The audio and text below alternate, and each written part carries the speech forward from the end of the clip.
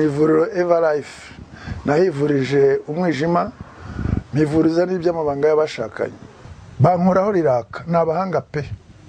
Nyuma yo kugira ikibazo cy'imisemburo mike bandangiye ivuriro Everlife ndarigana baramfasha icyo kibazo kirakemuka. Nyuma naje kujyana n'umubyeyi wanjye afite ikibazo cya hypertension ubu ngubu n'umuziba. Nashishikariza abantu bafite ibibazo by'imisemburo bigatuma batabyara bigatuma imihango yabo itaza neza nkuko bikwiye kuba mwagana ivuriro Everlife bakabafasha. Nyuma kubw'amahirwe nza kugana ivuriro Everlife bampaye imiti ndakira neza ubu nta kibazo mfite. Nari ndwaye prostate n'ibindi. Gihe narahigereye benshi barivuga imyato. Ivuriro Everlife rikorera Nyabugogo rimaze kuba ubukombe mu buryo bwo gutanga imiti y'ibimera itunganyijwe mu buryo bw'ibinini, poudre cyangwa liquide. Mu zindi ndwara bavura harimo nko kuribwa igifu, ingaruka z'abikinishije zose, umwijima, asthma, sinezite, diabete, indwara zifata abadamu zose, amara ndetse n'abifuza kuva ku biyobyabwenge barabafasha. Wahamagara cyangwa ukabandikira kuri WhatsApp. Cyiza kandi ni uko aho waba uherereye hose haba mu Rwanda cyangwa se mahanga imiti ishobora kuba yakugeraho kuko bakorana na company zitwara ibicuruzwa. Everlife. Isi ni ishuri, umwarimu n'ubuzima. Aho uyu mwarimu atandukana n'abandi barimo basanzwe no kumwarimu w'ubuzima ari wenyine utanga ikizamini mbere yo gutanga amasomo. Mu gihe abandi barimo basanzwe batanga amasomo ibizamini bikaza inyuma. Kuba rero utaratsinze ikizamini cya mwarimu usanzwe ntibivuze ko uzatsindwa ikizamini cya mwarimu w'ubuzima. Cyane ko ikizamini cya mwarimu usanzwe ari isuzuma ry'uko wibuka ibyo yakwigishije, ntabwo ari cyo gipimo cy'ubwenge. Ikizamini cya mwarimu usanzwe rwose ni isuzuma ry'uko wibuka ibyo yakwigishije, ntabwo ari cyo gipimo cy'ubwenge. Niyo mpamvu hari abantu babaga bambere mu ishuri risanzwe ariko yaza mu ishuri ry'isaha umwarimu ari ubuzima bikaba byaramunaniye byaramucanze. Abandi babaga banyuma, hari n'abacikirije amashuri, hari n'abatarayakandagiyemo, ariko yaza mu ishuri ry'isi ugasanga yarabishoboye akoresha babandi babaga bambere. Bill Gates yigeze kubivuga neza. Bill Gates ni umwe mu baherwe isi yagize ndetse n'ubu ngubu igifite ariko bacikirije amashuri. Yigeze kuvuga ko yiga muri Harvard atabaga uwa mbere ndetse by'akarusho yaje gucikiriza ishuri arivamo ajya kwita ku bya business. Ariko akakubwira ati nubwo nacikirije amashuri ubu ngubu ni njyewe nyiri Microsoft. Noneho umunyeshuri wabaga uwa mbere mu ishuri ahantu nigaga we wanakomeje akiga akarangiza ubu ni umukozi muri Microsoft. Ni ikigaragaza rero ko mu ishuri ry'isi hadakora nk'uko mu ishuri ry'ubuzima busanzwe hakora.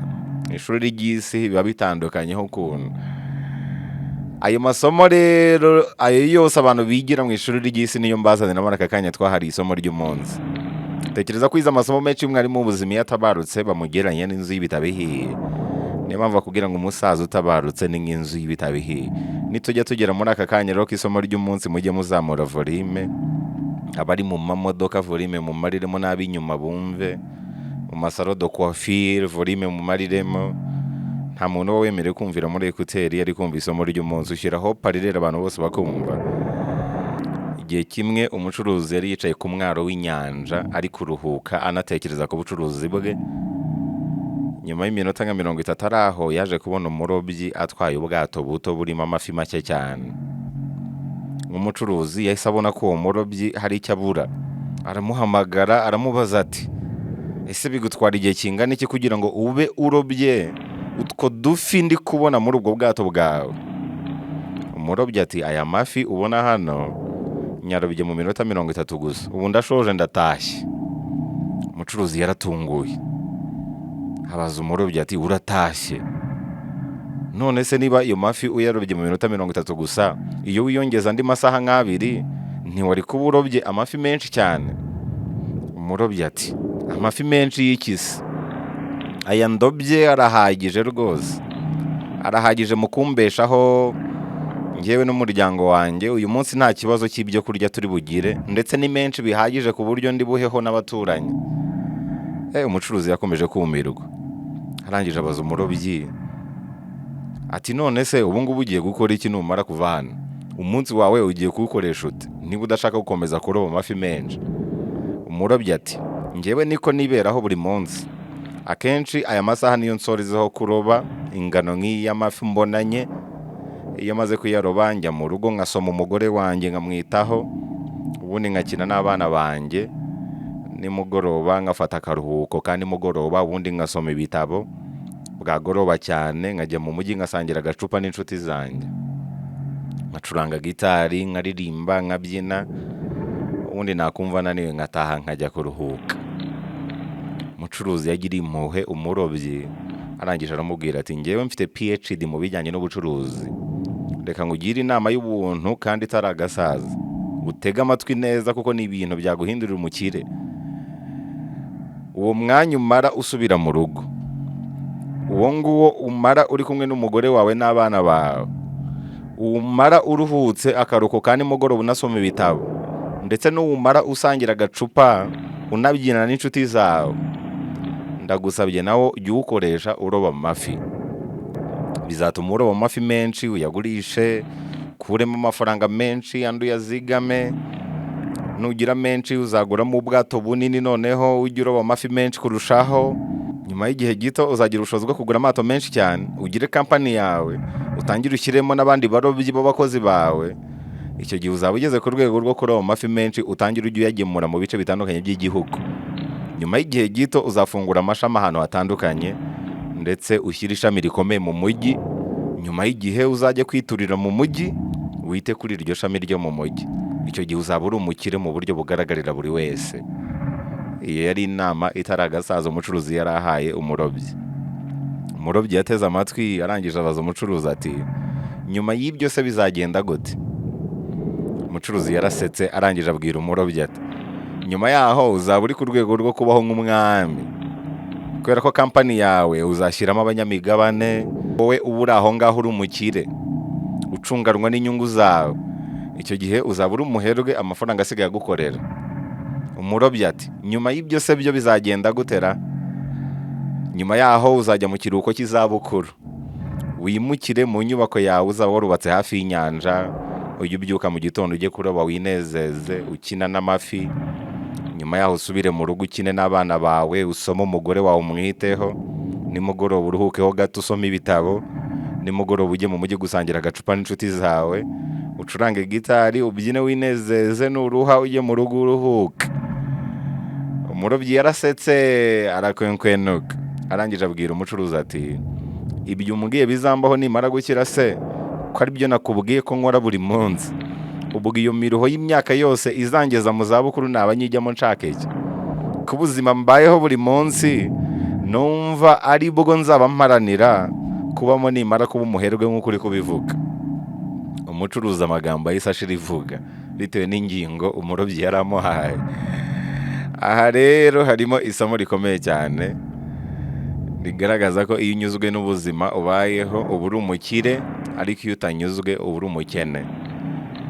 Umukire ni uriya wifuza bike mu buzima, mu gihe umukene ari uriya wifuza byinshi. Kandi uko umururumba wo gutunga byinshi urushaho kwiyongera, ni nako no kwifuza byinshi birushaho kwiyongera. Muri make niko urushaho gukenera byinshi kurushaho, ni nako urushaho gukena kurushaho, kubera ko umukene ni uwifuza byinshi cyane n'utanyuzwe. Ni umukire rero uriya unyuzwe, ni umukire kandi uriya wifuza bikeya. Iyo utabasha kunyurwa n'ibyo ufite n'ibyo ushaka ntabwo byigera bikunyura. Irindi somo ririmo nuko igihe ari cyo gifite agaciro kurusha amafaranga. Ntabwo amafaranga ariyo atuma wishimira ubuzima, ahubwo uburyo ukoresha neza igihe cyawe nibyo bibikora. Hanyuma irindi somo ririmo nuko kwishima ari amahitamo. Ubuzima bwose waba ubayeho bwakunezeza ndetse bwatuma ubaho nk'umwami iyo uhinduye kwishima amahitamo yawe. Biratangaje uburyo abantu benshi bagera ku gasongero k'ubukire, ubukire bwabo butakibasha kubanezeza. Abantu benshi batekereza nk'uriya mucuruzi, kuzishima ari uko umuntu ageze mu zabukuru. Abantu benshi bamara imyaka yabo yose y'ubuzima biruka ku mafaranga, bikarangira bibagiwe ikintu cy'ingenzi mu buzima bwabo. Icyo kintu cy'ingenzi rero ni ukubaho. Iyo ugeze mu zabukuru rero nibwo wibuka ko kubaho ari cyo cyatumye tuza ku isi. Twaje ku isi kubaho. Mu byo wakora byose rero ntukibagirwe kubaho. Kubaho ni iki rero? kubaho ni ukubonera umwanya abantu n'ibintu ukunda, bya bindi bisobanuye byose mu buzima bwawe. Muri make shaka amafaranga yego, utanayashatse waba ufite ikibazo, ariko umuruho wo kuyashaka ntugatume uburira umwanya umuryango wawe n'inshuti zawe, ntugatume utaruhuka, ntugatume utiyitaho ngo ugire ubuzima buzira umuze, ntukakubuza umwanya wo kwinezeza mu gihe ukibishoboreye, kubera ko hari igihe wifuza kwinezeza bitagishobotse, ukifuza kurya ibintu nk'ibi ariko muganga yarabikubujije, ukifuza kujya aha n'aha n'aha muganga yarahakubujije, cyangwa wanajyayo ntunezerwe kubera ko ugerayo urushye kubera n'izabukuru ugatangira gusinzirirayo.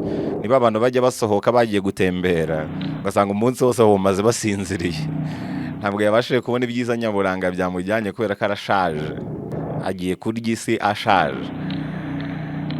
Shaka iby'isi yego, ariko ntuzigere wibuza ikintu kimwe kandi gikomeye cyane muri buno buzima, ujye wibuka no kubaho, kubera ko abantu benshi bibuka kubaho bashaje, ugasanga utunze byose by'isi ariko hari ikintu kimwe cyabuze kuri wowe, ikintu cyitwa kubaho. Abantu rero bagera ku gasongero k'ubukire, ubukire butakibasha kubanezeza kubera ko bibagirwa ikintu kimwe gusa, kubaho ni buri munsi.